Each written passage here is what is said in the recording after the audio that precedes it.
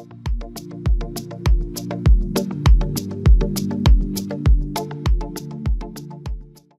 everyone, welcome to my YouTube channel. I'm Cumber. I'm an intuitive, and it is my pleasure to speak with you today about this amazing question. Who are you without fear? There is quite a lot of it around the planet at the moment, and it's making us face up to what our fears really are, because the world has now changed irrevocably. It's not kind of the first time or the last time we have new viruses. They've been existing with Mother Earth as long as she's been here. But our response to it, and when it reaches a pandemic level, is quite interesting. And the first emotion for anything that we are uncertain of, that shakes our life's pattern, is fear. It's a natural reaction. If somebody goes boo, you're going to, wah, you're going to jump. At least I still do that. So there are times when fear is appropriate. It's like, you know, have you ever put your hand through fire and got burnt? And now I have a healthy respect for the element of fire, if any of us have ever done that. The power of the ocean. Having healthy respect of an element or a situation or a person, or a virus for that matter, is very, very different from fear. Okay, so let's get very clear first of all what fear is. So fear is the lowest, most densest vibration of the human experience. Love is the highest, freest note of vibrational essence. So they're in polarities. And during our time of living in a yin-yang system, living where power and those that don't have power exists, all of those polarity existences is fading. The old times are over, guys, and the new age of Aquarius is here. And so the new vibrational essences, the new light that's here, the photons of energy that are being documented by scientists arriving on this planet now, are here to help you transform any of your fears that you have into a loving reality. We are immersed in this transformation times. We're immersed in these very changeable times. The rug has been pulled from underneath everybody's feet, no matter how someone looks that's been in power for a very long time or a very short time, whichever, and how confident they look in what they're saying. Believe me, every single human being on this planet has had the rug pulled from underneath them. And it's about how we respond as we're free falling, and how we decide we're going to position our bodies and our mind and our emotions for our landing. And what kind of earth do you want anyway when you land? So this period of free falling, this time where everybody hasn't got purchase of anything certain, where it's a time of like whiplash, you know, we're doing this, no, we're doing that, we're doing this, no, we're doing that, to a point where most people get a bit bored with it, or a bit sort of over it, in the sense that actually we realise nobody really knows. And that's the time to allow yourself to feel vulnerable. Vulnerable is a great midway point. It's a bridge. It's a useful bridge between fear and love. And, you know, because many humans we are very much sort of dictated to by fear of humiliation. You know, most of us have experienced a bucket load of that in our youth. So we do everything to not feel vulnerable. We do everything to avoid that. So it's like, actually, if you sit with your vulnerability, what does it give you? It's not as frightening as it seems. most fears are actually, we build them up to be much bigger than they are in reality. If we actually look at what the message of that fear is, and just ask ourselves, are we worthy of that fear?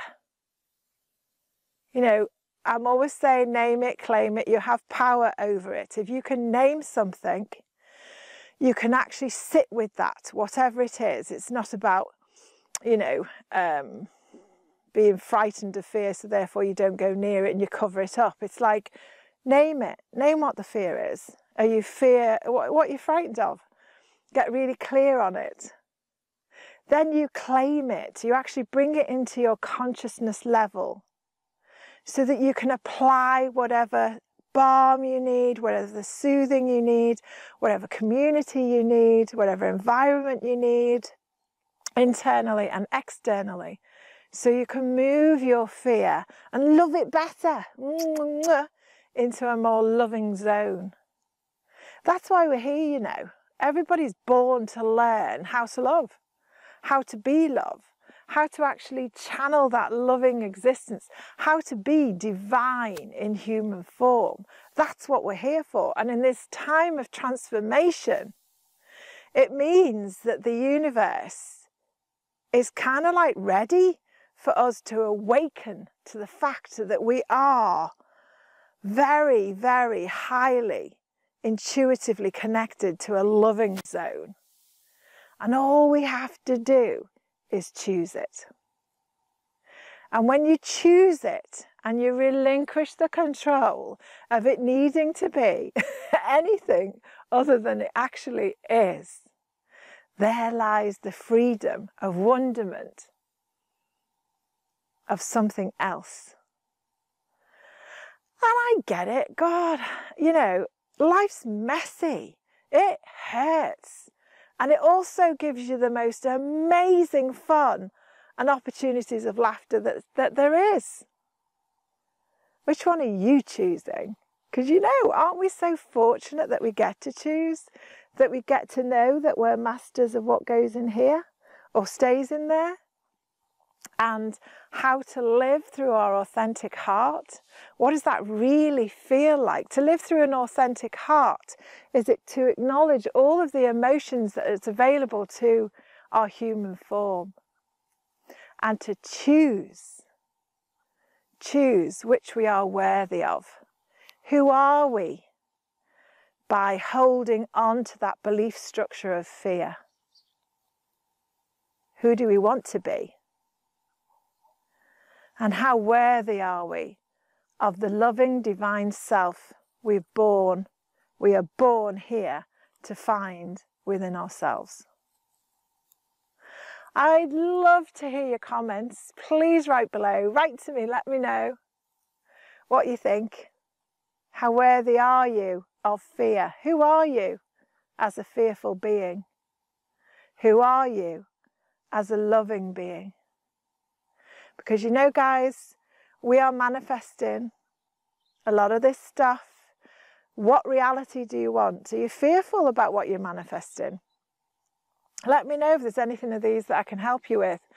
I'm setting up, beginning in February, a beautiful community of souls.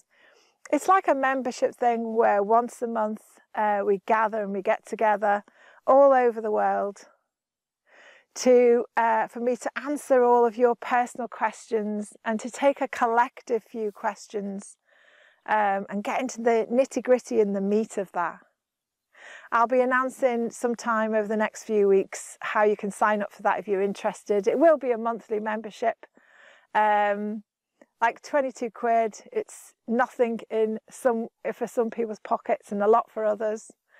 And I think the value of that investment will be amazing. And I'm really looking for an opportunity of sitting with my soul family every single month to really tap into what's going on and seeing how we can be of value in the name of love and light, to continue our development and our transformation of awakening and remembering how amazing this life is, how fortunate we are the ones that keep breathing, and to make the best of that. So yeah, if you're interested in that, let me know. It'll be a monthly subscription, so you don't have to,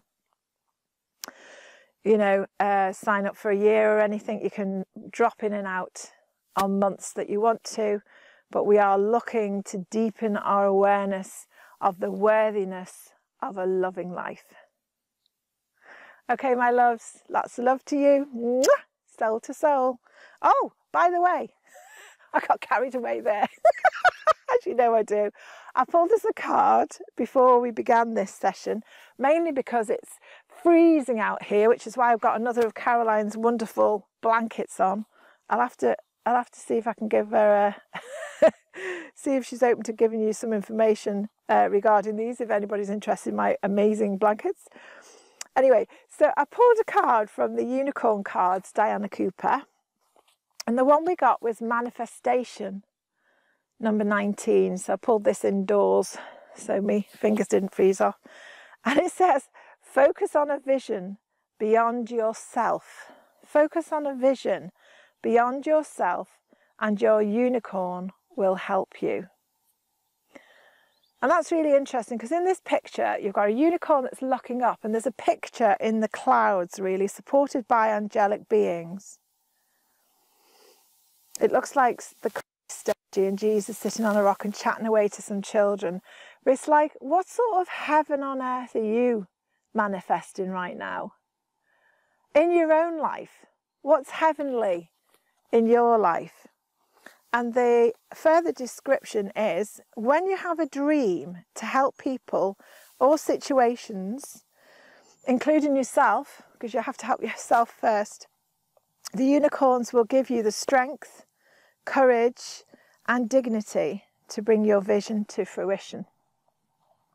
And there's an affirmation here if you wish to use it. In this message it says, I will do something to help others today. And please take this video as my way of offering you this blessing for you to take however you feel you can take it. Here's to a magnanimous and amazing future. Lots of love. Bye for now.